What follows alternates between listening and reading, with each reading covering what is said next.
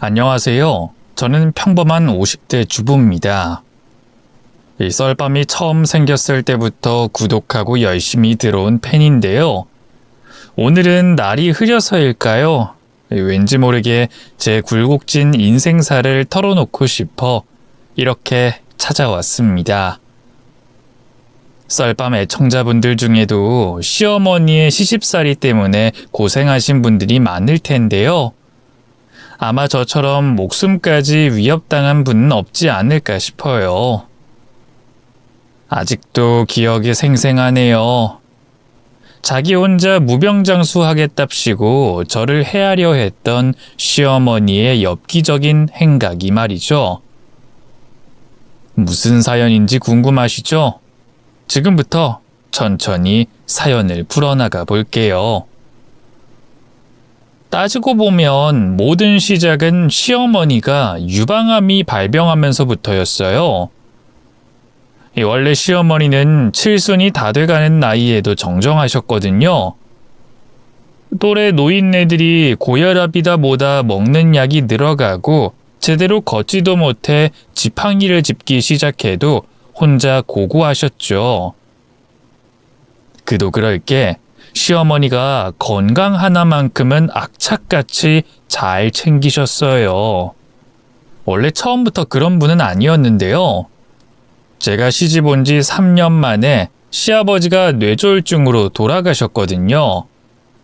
그걸 보고 덜컥 겁이 나셨던 건지 일주일에 3번은 꼬박꼬박 산으로 등산을 다니고요. 몸에 좋다는 온갖 약재들도 전국 방방곳곳을 돌아다니며 구해다 드시곤 했죠. 그런 시어머니가 유방암에 걸렸다는 소식을 들었을 땐 얼마나 놀랐는지 몰라요. 다행히 초기라 병원에선 수술과 항암 치료만 잘하면 목숨엔 지장이 없을 거라 했는데요.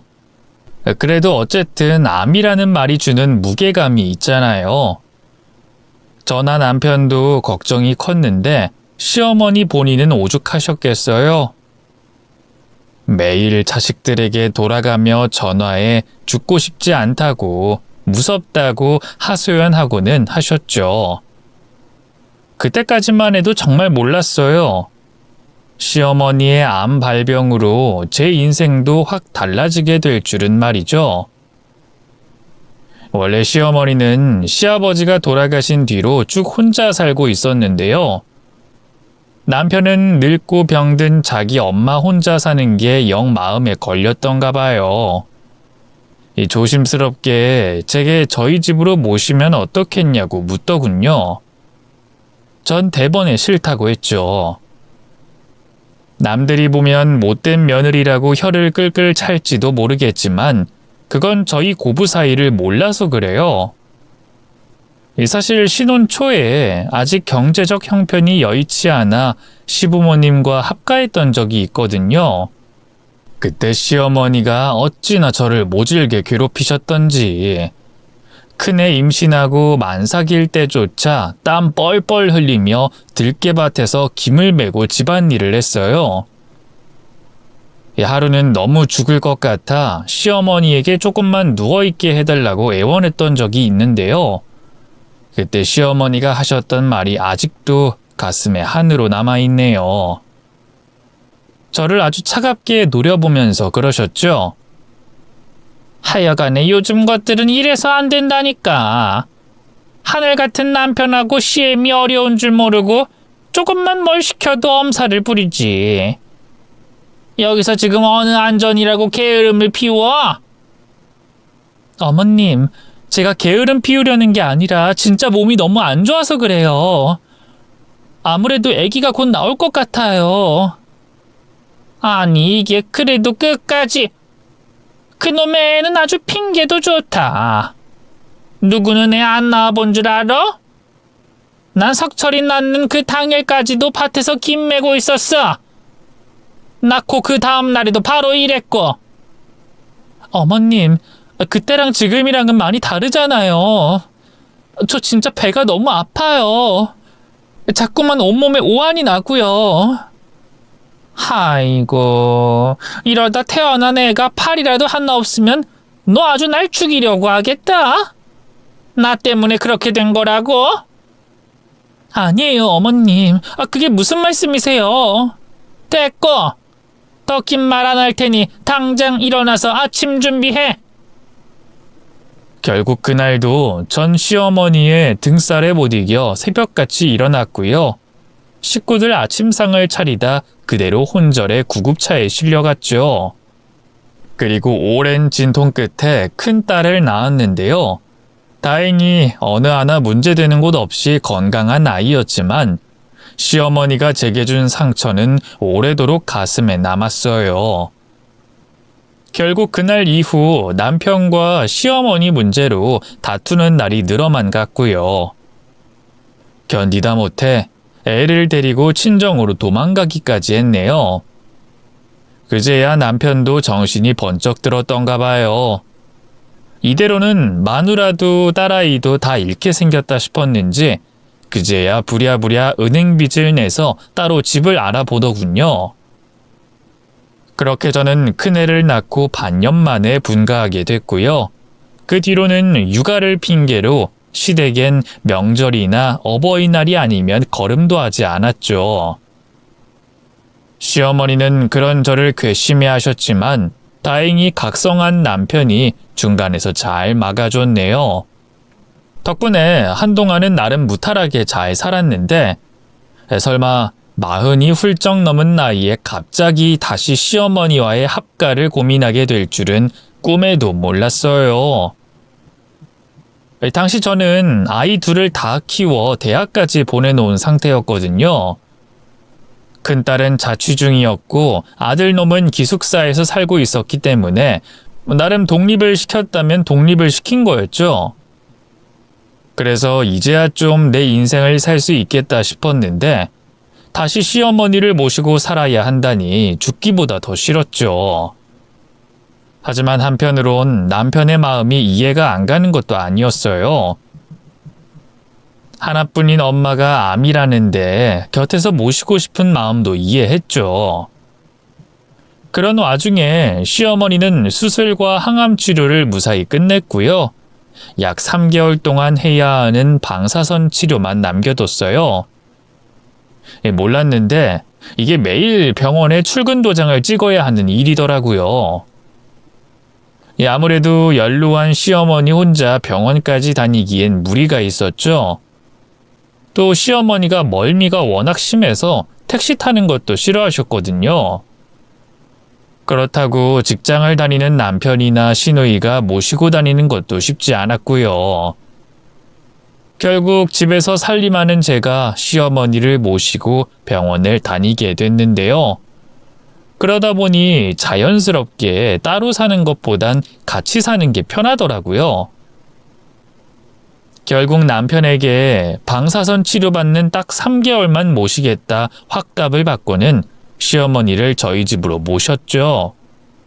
그런데 제가 한 가지 간과한 게 있었어요. 바로 시어머니의 까탈스러운 성정이었죠. 당시 저와 남편이 살고 있던 집은 서울에 있는 대단지 아파트였는데요. 좋은 병원이야 서울에 훨씬 더 많으니 치료 부분은 문제가 되지 않았는데 정작 시어머니가 서울이 마음에 안 든다면서 야단이셨어요. 땅에 붙어있지도 않은 집에 어떻게 마음 놓고 몸을 누이냐. 공기는 왜 이렇게 탁하냐. 이러다 없던 병도 생기겠다. 우는 소리를 어찌나 많이 하시던지요. 안 그래도 아파트를 정리할 생각은 하고 있었거든요. 방 5개짜리 집은 아이들이 독립한 저희 중년 부부에게는 너무 버거워서 말이죠. 그래서 아파트는 내놓고 저희 부부가 시댁으로 들어가려고 했는데요. 시어머니는 또 무슨 변덕이신지 이 기회에 아예 물 좋고 공기 좋은 시골로 내려가고 싶다 하시더라고요. 시댁 근처에 쓰레기 소각장이 하나 있었는데요. 그것 때문에 자기가 암에 걸린 것 같다면서 말이에요. 이 늙은이 마지막 부탁이다 생각하고 좀 들어주거라. 이 집 팔면 그래도 시골에 작은 집 하나 정도는 구할 수 있지 않겠니? 남은 돈은 너희 다 줄 테니까 나 좀 제발 시골에서 요양하게 해다오. 죽은 사람 소원도 들어준다는데 아픈 시어머니의 부탁을 외면하기가 쉽지 않더라고요. 결국 여러 날 발품을 팔아 시어머니 옛 고향에 단층짜리 주택을 하나 구입했죠. 다행히 KTX를 타면 남편 직장도 그리 멀지는 않은 곳이었고요. 읍내엔 시어머니가 다닐 큰 병원도 하나 있었네요. 시어머니와의 합가는 예상했던 것보다 더 힘들었어요. 모든 집안 살림은 당연히 제 몫이었고요. 거기에 시어머니의 시중까지 들어야 했죠. 원래도 까탈스럽던 분이 아프기까지 하니 어찌나 예민하시던지. 이불이며 베갯잎도 하루 지나면 더럽다고 바로 빨아 말리게 했고요. 집안에 먼지라도 한 톨 발견되면 중내 산에 난리를 치셨죠. 무엇보다 힘들었던 건 시어머니의 식사 준비였어요. 암 환자면서 식욕이 어찌나 왕성한지 삼시세끼는 물론 따로 간식까지 챙겨 드셨죠. 병원에서 따로 체중 관리를 하라고 했는데도 도통 먹는 양 조절을 못 하시더라고요. 돌아서기만 하면 배가 고프다며 야단이었죠. 먹고 싶다는 것도 어찌나 많은지 하루는 갈비찜을 찾았다가 다음 날은 녹두죽이 먹고 싶다 하고 그날 저녁엔 바로 잡채를 해달라는 식이었죠. 아픈 시어머니가 먹고 싶다는데 못한다 할 수도 없고 심할 땐 부엌에서 거의 10시간 가까이 서 있었던 적도 많네요. 그래놓고 고맙다 말이라도 곱게 해주시면 몰라요. 너 이 갈비찜 제대로 삶은 거 맞니? 냄새가 왜 이렇게 심해? 따로 우유에 재웠다가 청주까지 넣고 냄새 잡은 건데 많이 역하세요? 아유, 네가 한번 직접 먹어봐. 너 설마 일부러 나 골탕 먹이려고 이런 거니? 시애미가 아프다는 핑계로 부려먹는 게 괘씸해서. 아유, 그게 무슨... 저 그런 생각 해본 적 없어요, 어머님. 그럼 음식을 왜 이따위로 만들었어? 이딴 건 너나 처먹어. 음식이 마음에 안 들면 폭언을 퍼붓는 건 예사였고요. 아예 제 쪽으로 그릇을 집어던지기도 했어요. 이러지 말라고 해도 돌아오는 건 비웃음뿐이었죠. 왜? 또 니네 친정으로 도망가게? 신혼 때처럼. 그때도 내가 너 괘씸해서 소방 넣으려던 거 우리 석철이가 너 아니면 안 된다고 울고불고 난리를 쳐서 봐준 거야. 근데 지금은 너도 다 늙어서 쭈구렁텅이가 된 지 오랜데 석철이가 너 친정 간다고 어디 붙잡을 것 같니? 맘 같아선 정말 다 때려치고 서울로 올라가고 싶었어요. 하지만 저도 같이 나이 들어가는 처지라 그럴까요? 늙고 병든 시어머니가 그렇게 폐악질을 해대는 게 한편으로는 안쓰러운 마음도 들더라고요. 저럴 수밖에 없는 본인 마음은 오죽할까 싶어서요. 그래서 애써 꾹 참고 어머님, 저 도망 안 가니까 걱정하지 마세요. 하고 최대한 맞춰드렸죠. 제가 먼저 그렇게 고개를 숙이고 들어가면 시어머니도 점점 나아지지 않을까 하는 기대도 했네요. 하지만 시어머니의 행동은 시간이 흐를수록 나아지긴커녕 더 심해졌어요. 게다가 생전 안 그러던 분이 갑자기 이상한 미신에 집착하더라고요. 아니 글쎄, 하루는 불로장생한다는 무당의 말에 속아 덥석 부적까지 써오셨지 뭐예요. 그 시뻘건 부적을 집안 곳곳에 죄다 붙여놨는데 어찌나 무섭던지. 별 효염도 없는 것 같은데 그냥 떼자고 넌지시 얘기해봐도 절대 안 된다며 펄쩍 뛰시더라고요. 이걸 떼긴 왜 떼? 얼마나 비싸게 주고 산 부적인데. 아유, 그치만 이런 게 다 무슨 소용이 있겠어요. 건강이야 어머님 하기 나름이죠. 이런 거에라도 의지하고 싶은 내 마음을 네가 알기나 해? 내가 내 아들 돈으로 뭘 하든 네가 무슨 상관이야? 됐으니까 간섭하지 말고 밥이나 차려. 시어머니는 그저 저를 밥 차려주고 집안 청소해주는 하녀쯤으로 여기는 것 같았어요.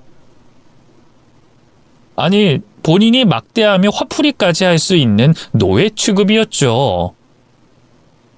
결국 견디다 못해 남편에게 못해 먹겠다며 얘기도 해봤어요. 하지만 시어머니가 남편 앞에선 행동을 좀 조심하는 편이었거든요. 그래서인지 남편은 사태의 심각성을 잘 모르더라고요. 오히려 제가 신혼 때처럼 또 친정으로 도망가기 위해 밑밥을 깔고 있다 여기더군요. 아이, 당신이 너무 과장하는 거 아니요? 아이, 물론 우리 엄마가 몸 아프고 나서 좀 예민해지고 뭐 먹는 거에도 집착하는 건 사실이지만 아이, 당신을 노예 취급한다니. 아이, 내가 볼 땐 그 정도까지는 아닌 것 같은데. 당신이 몰라서 그래. 당신 있을 때나 나한테 좀 조심하시지. 당신 없으면 폭군도 그런 폭군이 없다고. 얼마 전엔 어머님이 밥 먹다 말고 나한테 젓가락 던져서 이렇게 이마에 상처도 났다니까? 이러다 정말 나 죽을 수도 있을 것 같아서 무서워. 더는 못하겠으니까 그냥 간병인을 들이든 하자, 응? 아이, 뭐? 간병인? 아이, 당신도 참 너무한다. 아이, 고작 그 3개월을 못 참아서 우리 엄마를 다른 사람한테 맡기자고 해? 아이, 막말로. 아이, 장모님이 이렇게 아프셔서도 당신 그랬을 거야? 남편은 제가 간병인을 쓰자고 한 말이 어지간히도 서운했나 봐요. 아주 저를 매몰차게 못된 사람으로 몰고 가더군요. 억울한 마음에 결국 시어머니가 제게 폭언을 퍼붓는 걸 따로 핸드폰으로 녹음했어요. 그리고 그걸 남편에게 들려줬죠. 하지만 오히려 역효과만 났지 뭐예요. 남편은 남의 편의 줄임말이라는 말이 정말 맞는 건지 제 그간의 고초를 알아주긴커녕 오히려 왈칵 화만 내더군요. 당신도 정말 대단하다. 이렇게 우리 엄마 하는 말까지 몰래 녹음해서 아들인 나한테 들려줘야겠어? 이렇게까지 해서 대체 당신이 얻는 게 뭔데? 당신이 내 말을 안 믿어주니까 그렇지. 이 정도는 약과야. 어머님이 매일같이 나한테 폭언을 퍼붓고 심할 땐 물건을 던지거나 손까지 올리신다고. 당신이야 회사 핑계로 나 몰라라 하면 되니까 계속 이대로 지내고 싶겠지. 손 안 대고 코 불고 있는 격이니까. 하지만 난 정말 너무 힘들다고. 내가 오죽하면 이러겠어? 서러운 마음에 남편 앞에서 눈물까지 보였어요. 그러자 남편도 마음이 약해졌나 봐요. 미안하다고 사과하면서 제게 조금만 더 참아달라 애원하더군요. 아이, 당신이 우리 엄마 조금만 이해해주라. 아버지 먼저 돌아가시고 혼자 사시다 암까지 걸리셨는데 아이, 그 심정이 오죽하겠어? 그냥 뭐든 붙잡고 쏟아내고 싶으니까 아이, 당신한테도 그러시는 거지. 당신 고생하는 건 나도 알아. 왜 모르겠어? 그건 내가 앞으로 살면서 다 갚을게. 응? 그러니까 조금만 참아주라. 이제 조금 더 있으면 엄마 방사선 치료도 다 끝나잖아. 이 엄마는 철석같이 3개월 동안 우리가 모신다 알고 있는데 뭐 이제 와서 또 못하겠다 그러면 얼마나 상처받으시겠어. 남편이 그렇게까지 부탁하는데 저도 뭐라고 더 말할 수가 없더라고요. 그래서 한 발 양보하기로 했죠. 알겠어. 그럼 남은 한 달만 더 이 약물고 버틸게. 대신 그 뒤로는 어머님 아가씨가 모시든 요양원에 보내든 알아서 해. 난 모르는 척 할 테니까. 그때 가서 또 딴소리하면 나도 정말 가만 안 있을 거라고. 알겠어? 아유, 알겠어. 이해해줘서 정말 고마워, 여보. 결국 제가 한 달만 더 참는 걸로 일은 마무리되는 듯 했어요. 그땐 정말 꿈에도 몰랐네요. 시어머니가 상상도 못할 만큼 흉악한 관계를 꾸미고 있을 줄은 말이죠. 평소처럼 새벽같이 일어나 바쁘게 일하고 있을 때였어요. 남편을 먼저 아침 먹여 출근시키고 뒤늦게 일어난 시어머니 밥상을 따로 차려드렸죠. 암을 앓고 난 뒤로 식탐이 더 강해지셔서 나름 고기에 나물에 생선까지 골고루 준비했는데요. 못 하나 입에 땡기는 게 없었는지 웬일로 먹는 둥 마는 둥 하시더군요. 그러다 뜬금없이 백숙 타령을 하시더라고요. 애미야, 백숙하게 시장 가서 닭 한 마리만 사오거라. 네? 백숙이요? 아유, 그래. 오랜만에 닭 푹 구워서 소금 후추 살살 쳐가지고 먹어야겠다. 아범도 좋아하니까 두세 마리 넉넉하게 사오거라. 집이 워낙 시골이라 장을 보려면 버스 타고 꽤 멀리까지 나가야 했거든요. 그래서 보통은 주말마다 남편 차를 타고 장을 보는데 주부분들은 아시잖아요.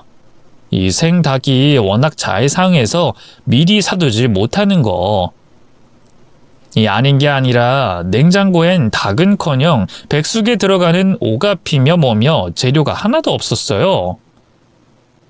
꼼짝없이 저 혼자 읍내까지 나가 장을 보고 와야 할 판이었죠. 안 그래도 쌓인 집안일이 산더미 같은데 백숙까지 해야 한다니 한숨이 절로 나왔어요. 뭐 말로야 본인이 하겠다 하시지만 요 몇 달 같이 지내본 바로는 뻔했어요. 대충 하는 신용만 하다가 힘들어 못하겠다 하시곤 제게 다 미루겠죠. 생각만 해도 속이 갑갑해졌지만 뭐 어째요. 별말 않고 바로 읍내로 갈 채비를 했죠. 어머님, 저 다녀올게요. 식사하신 건 그냥 그대로 두세요. 제가 다녀와서 치울게요. 그래, 천천히 조심해서 다녀오거라. 괜히 서두르다 뭐 빼먹지 말고. 생전 안 그러던 분이 웬일로 대문 밖까지 배웅을 해주시더라고요. 거듭 급한 거 아니니 천천히 다녀오라고. 오랜만에 콧바람 쐬러 나가는 거니 차도 한 잔 마시고 오라며 용돈까지 쥐어주시더군요. 뭔가 이상하다 싶었지만 일단 알겠다 대답하고는 버스 정류장으로 향했어요. 그런데 그날따라 왜 그리도 운수가 좋던지요. 때마침 버스가 바로 도착해 올라타려는데 평소 오며 가며 인사하고 지내던 이웃집 할머니가 먼저 내리시더라고요. 이 장이라도 보고 오셨는지 카트에 짐을 한가득 싣고 내리시길래 혼자선 힘드실 것 같아 좀 도와드렸죠. 자연스럽게 카트 안에 담긴 내용물을 보게 됐는데요. 이게 웬걸 닭이며 온갖 한약재가 잔뜩 들어있더군요. 백숙을 해드시려는 건가 싶어 반가운 마음이 들었죠. 어머, 할머님도 백숙 해드시나 봐요. 손주놈들이 내일 온다고 해서 뭐 줄 건 없고 닭이라도 푹 구워주려고. 뭐 이런 우연이 다 있나 몰라요. 안 그래도 저희 어머님도 백숙이 먹고 싶다 하셔서 지금 장 보러 가는 길인데. 아유, 그래? 그럼 내가 닭 좀 나눠줄까? 아니에요. 저도 가서 사오려고 장 보러 가는 길이에요. 아이고, 그러지 말고 봐도. 어차피 해서 이웃들하고 나눠 먹으려고 넉넉하게 샀어. 제가 한사코 사양하는데도 할머니는 제게 닭이며 각종 한약재를 넉넉하게 나눠주셨어요. 계속 거절하는 것도 예의가 아닌 것 같아 결국 받을 수밖에 없었죠. 대신 감사한 마음에 할머니 집까지 카트를 밀어드렸네요. 그렇게 할머니에게 닭과 한약재를 한가득 받아 집으로 돌아왔는데요. 원래 읍내까지 나가 장을 보고 왔으면 못해도 3시간은 걸렸을 텐데 웬걸 1시간도 안 돼 집에 돌아오게 된 셈이었죠. 시간을 아꼈다는 생각에 절로 기분이 좋더라고요. 그래서 대문을 활짝 열고 들어가 시어머니를 찾았죠. 시어머니는 보통 이 시간쯤엔 마당 툇마루에 나와서 낮잠을 주무셨는데요. 웬일로 툇마루가 텅 비어 있더라고요. 방 안에 계신가 하고 일단 부엌으로 들어갔어요. 손에 가득한 짐부터 정리하려고 말이죠. 저희 시댁이 옛날 시골집이라 부엌이 밖에 있었거든요. 그리고 그 부엌은 또 안방 맞은편에 있는 뒷방과 쪽문으로 연결돼 있고 말이죠. 나이가 들어 남편하고도 각방을 쓰고 또 제가 부엌 일을 전담하다 보니 자연스레 그 뒷방을 쓰게 됐는데요. 웬일로 그 부엌과 뒷방이 연결된 문 쪽에서 두런두런 사람 말소리가 들리는 거예요. 이 인형은 확실하게 효과가 있는 거죠? 아유, 그렇다니까. 이 사람이 속고만 살았나? 설마 우리 애기 동자님을 못 믿는 거야? 그건 아닌데. 저번에 썼던 부적도 영 효염이 없어서요. 며느리가 기가 쇠하긴커녕 갈수록 펄펄 날아다닌다니까요. 반대로 전 몸이 힘이 안 들어가고 자꾸 여기저기 아프기만 하고. 제가 며느리 생기를 뺏고 있는 건지 며느리가 제 생기를 뺏고 있는 건지 알 수가 없다고요.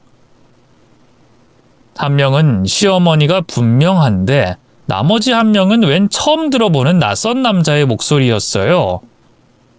뭔가 심상치 않은 대화 내용에 슬그머니 아궁이 위쪽으로 난 쪽문을 열어봤죠. 그리고 그 순간 저는 너무나 큰 충격을 받고 말았습니다. 문틈 사이로 보인 건 시어머니 그리고 요란한 복장을 한 박수무당이었어요. 남자임에도 불구하고 짙은 화장에 형형색색 한복까지 누가 봐도 괴이적인 일을 하고 있는 사람이 분명해 보였죠. 게다가 그 무당 손에는 심상치 않아 보이는 작은 헝겊 인형이 여러 개 들려 있었습니다. 그런데 이게 웬걸 자세히 보니 그 헝겊 인형에 제 이름이 한자로 쓰여 있는 게 아니겠어요? 그걸 깨달은 순간 등 뒤로 소름이 쫙 돋더군요. 그걸 아는지 모르는지 박수무당이 다시 입을 열었어요. 그러니까 애초에 내가 부적 말고 인형을 쓰자고 했잖아. 이건 확실할 거야. 하나는 며느리 베개 밑에 넣어두고 다른 건 화장실이랑 부엌에 넣어둬. 절대 들키면 안 돼. 알겠지? 염려 마세요. 효염은 확실한 거죠? 아유, 그럼. 오늘 이렇게 국까지 따로 하는데 걱정 마. 요 인형들이 며느리 생기를 아주 쫙쫙 빨아들여서 자네한테 줄 테니까. 무당의 말에 시어머니가 입꼬리를 올려 활짝 웃었어요. 너무나 행복한 선물을 받은 사람처럼 말이죠. 그 모습을 보고 있자니 절로 사지가 벌벌 떨리더군요. 그런데 충격적인 일은 거기서 끝이 아니었습니다. 근데 혹시라도 그 며느리가 갑자기 비명 행사하거나 그러진 않겠죠? 그럼 큰일인데. 왜? 이제 와서 걱정돼? 걱정되긴요. 젊고 건강한 며느리가 갑자기 죽어버리면 제가 의심받을까봐 그렇죠. 아이고, 이 사람아. 그땐 모르쇠 해야지. 뭐 칼 들고 직접 죽인 것도 아닌데 증거가 있어 뭐가 있어? 막말로 시애미가 며느리 기 좀 빌려 아픈 몸 치료하겠다는데 그걸 누가 욕해? 건강하게 오래 살고 싶은 욕심은 다 똑같지. 그건 그래요. 포살림 없었으면 어쩔 뻔했을까? 정말 너무 감사해요. 고마우면 돈이라도 좀 더 챙겨주든가. 박수무당의 손을 잡고 거듭 인사하는 시어머니를 보고 있자니 절로 두 눈에 눈물이 차올랐어요. 참담한 배신감 때문에 말이죠. 저도 배울 만큼 배운 사람인데 그깟 미신을 믿는 건 아니었어요. 하지만 제가 죽을 수도 있다 생각하면서도 본인 살자고 그걸 모르쇠 하는 시어머니가 참 끔찍하더군요. 어쩐지 제가 그 부적 좀 떼려고 하면 난리를 치고 저를 그렇게 미워하면서도 한시도 안 떨어지고 찰싹 붙어 있으려 하더니만 그게 다 제 길을 빨아 본인이 살겠다는 속셈이었다는 걸 알고 나니 정말 시어머니라는 존재 자체가 역겹게 느껴지더라고요. 한참 대화를 나누던 두 사람은 이내 괴이한 헝겊 인형을 제 베개 밑에 감췄어요. 그리고 부엌과 연결된 쪽문 쪽으로 다가오려 하더군요. 그제야 인형 하나는 부엌에 두자던 박수무당의 말이 떠오르더군요. 뒤늦게 주변을 둘러봤지만 휑한 부엌에 숨을 곳이라곤 보이지 않았어요. 우왕좌왕 뒷걸음질 치는 사이 쪽문이 열렸고요. 당황한 저는 그대로 두 발이 꼬여 넘어지고 말았습니다. 설상가상 넘어지면서 뭔가를 건드렸는지 선반에 있던 빈 식기들이 요란한 소리를 내면서 떨어졌죠. 부엌 밖으로 나오던 박수무당과 시어머니도 이내 저를 발견하고는 두 눈이 휘둥그레해지더군요. 아니 애미야, 너 왜 벌써 왔니? 아유 그게 이웃 할머님이 그러니까 바보같이 거기서 잘 핑계를 댔어야 하는데 머릿속이 백지장처럼 하얗게 비어버린 상태라 말도 잘 나오질 않더군요. 제 상태가 이상하다는 걸 눈치챈 시어머니의 얼굴이 대번에 무섭게 굳었어요. 너 내가 보살님하고 나눈 대화 다 들은 거구나. 맞지? 전 아무 말도 하지 않았지만 그것만으로도 충분한 대답이 된 듯 했어요. 시어머니 얼굴이 노랗게 질리던 것도 잠시, 이내 눈을 희게 뜨며 이를 악물더군요. 그 변화에 얼마나 소름이 끼쳤는지 몰라요. 어멈 너 오늘 보고 들은 일 어디 가서 떠들기만 해라. 내가 가만두지 않을 테니까. 석철이한텐 물론이고 그 누구한테도 말하면 안 돼. 알겠어? 시어머니의 눈은 이미 제정신이 아니었어요. 뭔가에 미친 눈이었죠. 공포에 질린 저는 일단 마구잡이로 고개를 끄덕였어요. 네네 그럴게요. 어머님 걱정 마세요. 아유 내가 어멈 너를 믿을 수가 있어야지. 아주 간사한 구석이 있거든 사람이. 시어머니는 도통 저를 믿지 못하는 눈치였어요. 뭐라고 말해야 할지 몰라 가만히 굳어만 있는데 그 사이 시어머니가 쪽문 계단을 밟고 아래로 내려오려 하더군요. 그 순간 이대로 가만히 있으면 죽을지도 모른다는 생각이 들더라고요. 그래서 벌떡 일어나 부엌 밖으로 내달리기 시작했죠. 아니 어멈 거기 안 서? 갑자기 어딜 가는 거야? 당황한 시어머니가 그런 제 뒤를 쫓기 시작했어요. 몇 번이고 멈추라고 고함을 지르셨지만 저는 젖먹던 힘을 다해 시댁을 벗어났고요. 그대로 시골길을 달려 정신없이 도망치기 시작했습니다. 등 뒤에서 시어머니가 저를 부르는 목소리가 계속해서 들렸지만 멈추지 않았죠. 이제 더 이상 시어머니는 제게 가족도 뭣도 아니었어요. 그저 저를 해하려고 한 끔찍한 가해자일 뿐이었죠. 그런 제 모습에 시어머니는 덜컥 겁이 났던가 봐요. 아마 제가 당장 경찰서에라도 달려갈 줄 알았던 모양이에요. 너 이년 너 거기 안 서? 그래 어디 오늘 너 죽고 나 죽어보자. 심상치 않은 시어머니의 목소리에 슬쩍 뒤를 돌아본 저는 경악하고 말았어요. 글쎄 시어머니가 어느새 손에 부엌칼을 들고 저를 뒤쫓는 게 아니겠어요. 자기가 저를 해하려 했다는 게 알려지면 큰일이 날까 싶어 아예 죽여버리자 작정을 한 것 같았죠. 너 거기서! 네가 보살님하고 내가 한 짓을 다 알고도 무사할 수 있을 것 같아? 이 쥐새끼 같은 년! 당장 거기 서라고! 맨발로 칼을 든 채 저를 쫓아오는 시어머니는 그야말로 공포였어요. 두려움에 질린 저는 무작정 읍내를 향해 미친 듯이 뛰기 시작했죠. 다행히 체력면에선 아직까지 제가 한 수 위였나 봐요. 어느 순간 조용해져서 뒤를 돌아보니 시어머니는 더 이상 보이지 않았죠. 하지만 이미 잔뜩 겁을 집어먹은 저는 도무지 뛰는 걸 멈출 수 없었어요. 당장이라도 어디선가 시어머니가 뛰쳐나와 저를 죽일 것 같았거든요. 그래서 버스터미널에 도착할 때까지 계속해서 두 발을 채찍질했네요. 서울 올라가는 고속버스를 타고 나서야 간신히 한숨 돌릴 수 있었던 것 같아요.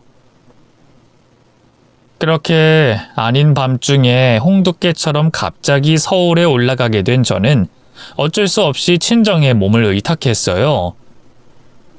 부모님은 갑자기 나타난 딸을 보고 놀라 무슨 일이냐 물으셨지만 차마 어떤 말도 할 수가 없었네요.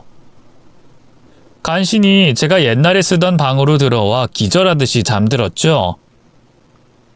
다음날 눈을 떠보니 핸드폰에 부재중 연락이 잔뜩 쌓여 있었어요. 발신인은 대부분 남편이었죠. 아마 퇴근 후 시어머니에게 어떤 얘기든 전해 들은 거겠죠. 하지만 바로 남편에게 전화해 자초지종을 설명하는 게 영 내키지 않았어요. 남편이 저를 과연 믿어줄까 의심도 됐죠. 그때 처음으로 깨달았던 것 같아요. 이미 제가 남편을 남편으로서 믿고 의지하지 못하고 있다는 걸 말이죠. 결국 저는 남편의 연락에 끝내 응답하지 못했습니다. 그렇게 며칠의 시간이 흘렀을까요? 제 무응답에 지친 남편이 마침내 친정까지 찾아왔어요. 전 그때만 해도 남편이 제게 사과하고 저를 데리러 온 줄 알았어요. 하지만 남편은 오히려 적반하장식으로 화를 내더군요. 우리 엄마가 그냥 불안한 마음에 그깟 미신 좀 믿은 것 가지고 그렇게 집을 나가버리면 어떡해? 엄마가 얼마나 당황한 줄 알아? 그깟 미신? 당신 지금 그깟 미신이라고 했어? 어머님한테 무슨 일이 있었는지 제대로 들은 게 맞아? 그래. 그냥 무당 불러서 젊은 우리 기 좀 나눠달라 하신 거라며. 실제로 그렇게 되는 것도 아닌데 뭐 어때서 그래? 참나, 우리 기? 정확하게 말하면 내 기겠지. 집안 곳곳에 붙어있던 그 부적, 알고 보니까 내 생기를 빼앗아다가 어머님 몸에 넣는 그런 부적이었다고. 심지어 그것도 효염이 없는 것 같으니까 나 몰래 따로 무당 불러서 저주 인형 비슷한 것까지 내 베개 밑에 넣으려고 했어. 내가 죽을지도 모른다는 걸 알면서도 그랬다고. 그러자 남편은 기가 막히다는 듯이 헛웃음을 쳤어요. 엄마야 뭐 나이 드셨고 몸도 아프시니까 그런 허황된 걸 믿을 수 있다 쳐. 근데 당신은 아니잖아. 그런 거 다 말도 안 되는 미신인 거 알면서 뭘 그렇게 자꾸 오버하고 그래? 오바? 그래. 그깟 미신 아무 효과 없다는 거 나도 알아. 근데 중요한 건 어머님은 그걸 믿었다는 거잖아. 그 부적이며 인형이며 다 나한테 해가 될 거라는 걸 알면서도 했다는 거라고. 본인의 건강을 위해서.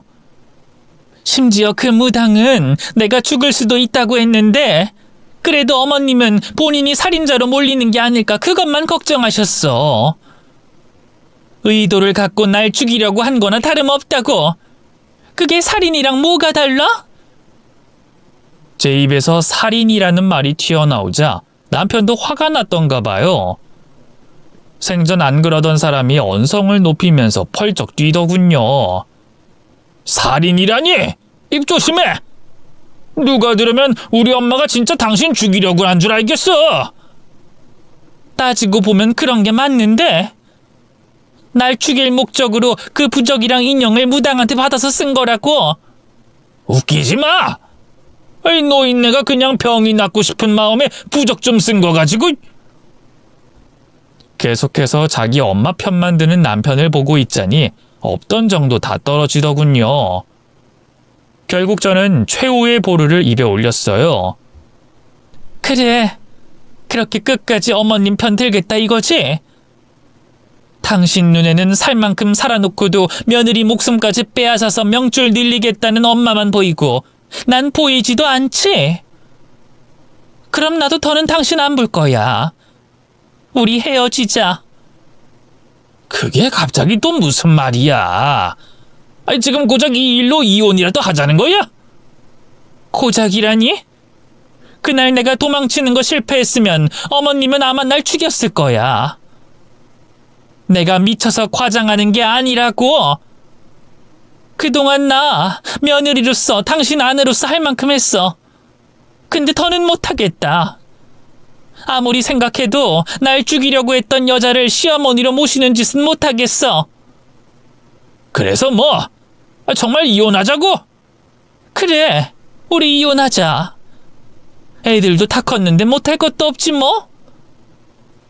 제 말에 남편이 입을 떡 벌렸어요. 그리고 기가 막히다는 듯이 저를 노려보더군요. 뭐? 이혼? 어떻게 감히 나한테 이혼하자는 소리를 할 수가 있어? 내가 그동안 당신한테 얼마나 잘했는데, 애들 키우느라 얼마나 등골이 빠져라 일했는데. 당신이 나한테 잘하긴 뭘 잘해? 당신은 기억도 안 나? 당신 결혼하고 초반에 시집살이 한 거 미안해서 내가 그동안 중간에서 얼마나 노력했어. 근데 겨우 그깟 3개월을 못 참아서 이 사달을 만들자니, 아니, 너무하다고 생각 안 해? 중간에서 막아준 게 그렇게 대수야? 우리 엄마 아빠는 당신 오면 아이고 우리 사위 하면서 얼마나 귀하게 대접해줬는데, 어머님은 그동안 나 못 잡아먹어 안달이었잖아. 당신도 적당히 막아주다가 본인이 힘들면 그냥 모르쇠로 일관했고, 요 몇 달 같이 살 때도 그래. 어머님이 날 오죽 괴롭혔어? 그래도 당신이 어머님한텐 한마디도 뭐라고 안 하고 나한테만 참아라 하는 거 이해하려고 노력했어. 그래, 하나뿐인 아들이니까 그럴 수 있지. 중간에서 괴롭겠지. 아픈 엄마가 눈에 밟히겠지. 근데 어머님이 날 죽이려고 한 순간까지도 이렇게 내가 오버하는 거라는 둥 얘기하는 건 선 넘은 거 아니야? 그게 어떻게 오바야? 어머님은 확실히 의도를 갖고 날 해하려고 했는데? 당신은 부적이랑 저주 인형으로 당신 죽이려고 하는 사람하고 계속 얼굴 보고 살 수 있어?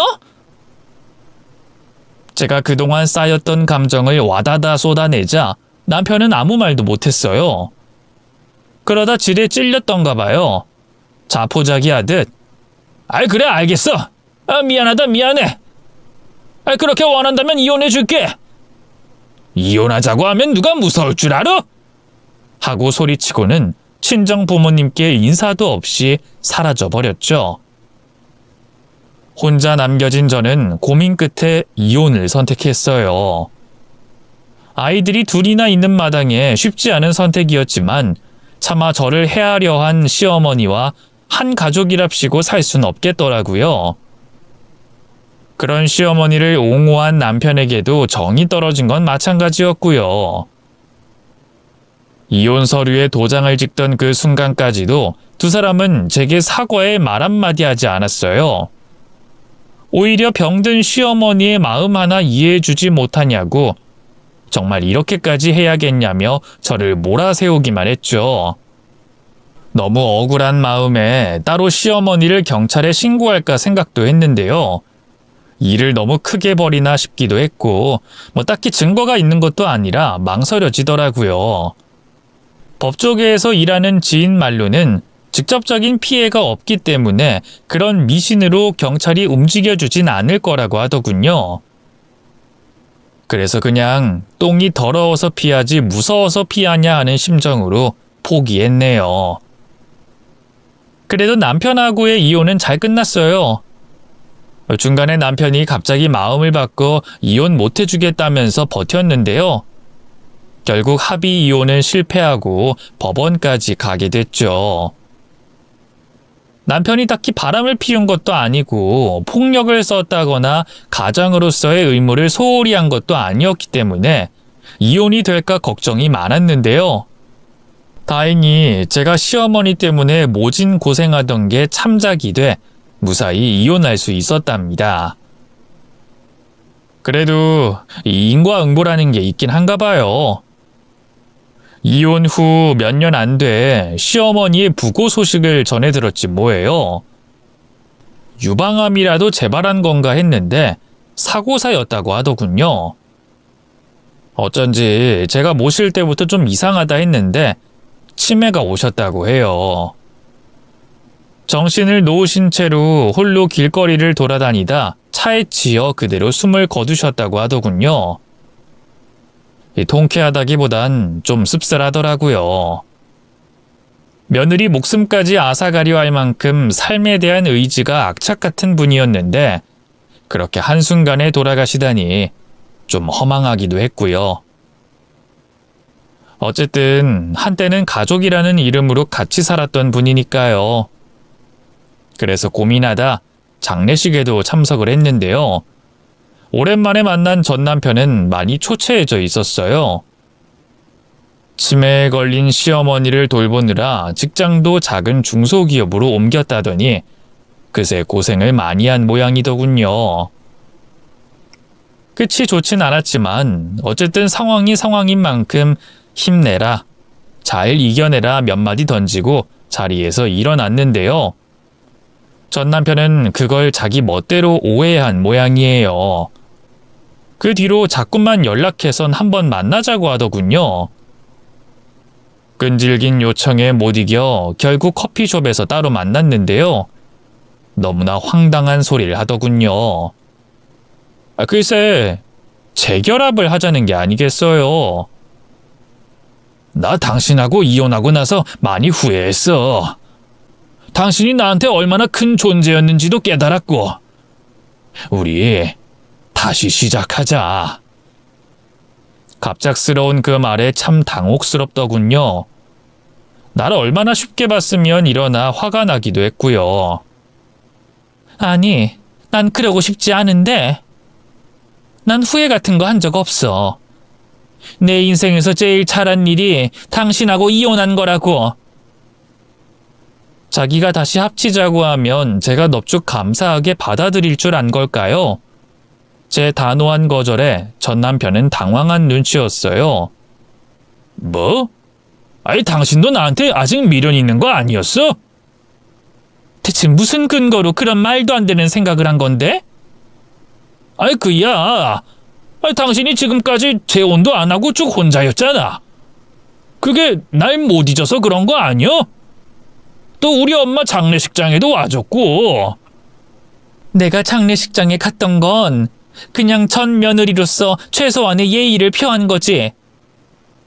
날 해하려던 사람이라 해도 어쨌든 고인이 됐으니 마지막 가는 길이라도 편하게 가라고. 어떻게 그런 내 의도를 불순하게 해석할 수 있어? 그리고 내가 지금까지 재혼 안 한 건 남자에 질려서야. 당신 같으면 당신 같은 최악의 남자랑 10년 넘게 살았는데 다른 남자를 만나고 싶겠어? 제 말에 남편은 아무 말도 하지 못했어요. 그 모습에 가만히 바라보다 내가 지금 뭘 하는 건가 싶어 먼저 자리에서 일어났죠. 내 마음 이제 확실히 알았으면 더는 연락하지 마. 앞으로는 다시 볼 일 없었으면 하니까. 제 말에 남편의 가뜩이나 해쓱한 얼굴이 더 해쓱해졌어요. 남편은 다짜고짜 제 팔을 붙잡고 늘어지기 시작했죠. 여보, 제발 나한테 한 번만 기회를 주라. 엄마 살아계실 적에 무당이랑 작당하고 당신 해하려고 한 거 나도 충분히 잘못했다고 생각해.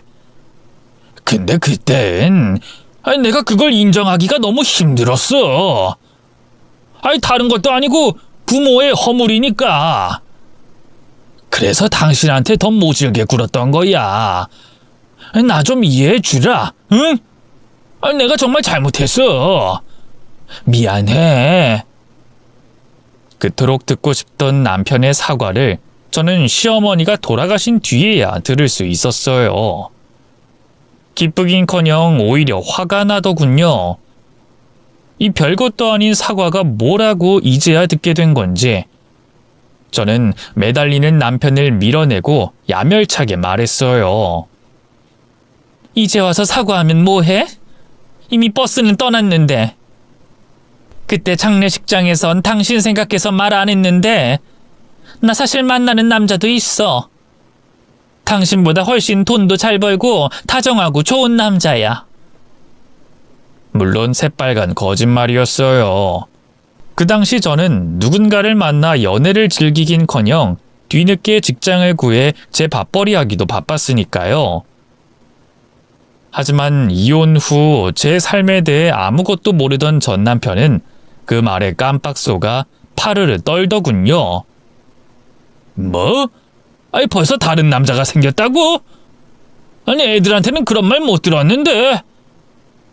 이혼한 지 3년이나 지났는데 뭐가 벌써야? 그리고 내가 내 연애사를 애들한테 미주알 고주알 말하겠어? 아이, 당신 정말 그렇게 값싼 여자였어? 나랑 결혼해서 애까지 낳아놓고는 그새 다른 남자를 만나다니? 어떻게 당신이 나한테 이럴 수가 있어? 우리가 쌓아온 세월이 있는데. 오히려 자기가 피해자인 척 구는 남편이 참 짜증스러웠어요. 남자가 생겼다고 하면 얌전히 떨어져 나갈 줄 알았는데 웬걸 오히려 그 뒤로 더욱더 자주 연락하고 찾아오며 귀찮게 굴더군요. 경찰에선 직접적인 피해를 입은 게 아닌 이상 도움을 줄 수 없다고 하고 도대체 어떻게 해야 이 거머리 같은 전 남편을 떼어낼 수 있을지 고민이 컸는데요. 웬걸 뜻밖의 은인이 나타났지 뭐예요. 바로 당시 제가 다니던 회사 과장님이었어요. 제 사연을 알고는 고맙게도 본인이 애인인 척 연기해주겠다 하시더군요. 그래서 과장님을 데리고 남편과 다 같이 삼자 대면을 했어요. 아무것도 모르고 나왔던 남편은 저희 과장님을 보고는 사색이 됐죠. 과장님이 과거 씨름을 했던 분이라 키며 덩치가 장난이 아니었거든요. 미정이한테 얘기 많이 들었습니다. 이미 끝난 사이인데 이렇게 계속 연락하시는 거 솔직히 현재 애인 입장에서 썩 유쾌하지만은 않습니다. 미정이도 많이 곤란해하고요. 오늘 이 자리가 서로 얼굴 보는 마지막 자리였으면 합니다. 제가 지금은 나이 먹어서 많이 점잖아졌지만 한땐 한 성깔 했던지라 이렇게 좋게 말씀드리는 것도 한계가 있어요. 네. 죄송합니다. 아내한테 따로 만나는 사람이 있는 줄은 몰랐어요. 이젠 아내가 아니죠. 호칭 제대로 써주세요. 네, 죄송합니다. 과장님의 말에 남편은 기 한 번 못 펴고 그대로 납죽 엎드렸어요. 그리고 다신 제 앞에 나타나지 않았죠. 앓던 이를 뺀 것처럼 속이 다 후련하더군요. 과장님께도 얼마나 감사했는지 몰라요. 그렇게 전 남편을 떼어낸 뒤로 저는 누구보다 잘 살고 있어요. 요즘 개나 소나 다 이혼한다지만 아직까지 대한민국에서 이혼녀로 산다는 게 쉽지만은 않은 게 현실인데요. 다행히 아이들도 제 새로운 남나를 열심히 응원해줬고요. 그 덕에 좋은 남자를 만나 재혼도 했답니다. 아마 눈치채신 분도 계실지 모르겠어요. 제 지금 남편은 다름 아닌 회사 다닐 적 저를 도와줬던 그 과장님이랍니다. 몰랐는데 전부터 저를 줄곧 좋아하고 있었다지 뭐예요. 전 남편을 쫓아준 일이 계기가 돼 한두 번 밥을 먹다 보니 결국 사귀게 됐죠. 지금 남편은 일찌감치 부모를 여의어 천의 고아나 다름없는 사람인데요. 이런 말 하면 벌 받을지 모르겠지만 그래서 더 좋아요. 신경 쓸 시댁이 없다는 게 이렇게 편할 줄이야. 자식들도 다 컸겠다. 요즘은 일찌감치 은퇴한 남편과 여기저기 놀러 다니는 재미로 살고 있어요. 어디 가서 말한 적은 없는데 사실 남편이 투자에 재능이 있어서 모아둔 재산이 제법 되는 편이에요. 부부 둘이 늙어 죽을 때까지 쓰고도 남을 돈이라 요즘은 남편과 어떻게 하면 여생을 더 즐겁게 보낼 수 있을까만 궁리하고 있답니다. 일단 내년엔 제주도 1년살이를 계획 중이에요. 가서 천혜의 자연도 즐기고 올레길도 한번 완주해볼까 하고요. 이런 행복도 다 전 남편과의 아픔을 이겨냈기에 찾아온 거겠죠? 긴 얘기 들어주셔서 감사합니다. 모두 행복하세요.